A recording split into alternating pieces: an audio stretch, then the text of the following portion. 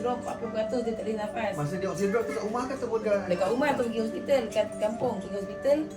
Ahad, Isnin, Selasa tu dah okey dah buka semua. Ikutkan besok boleh keluar Rabu.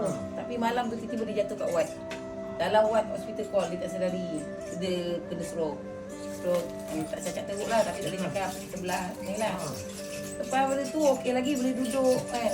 Tiba-tiba pula 3-4 hari selepas tu dia drop.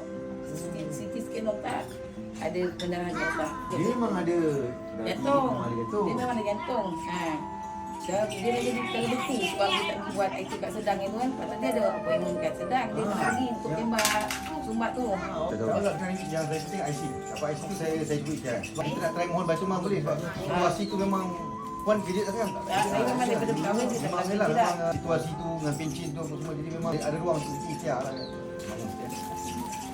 Terima kasih YB. Kita beritahu kan? Kita cuba ikhtiar akan bantu malam.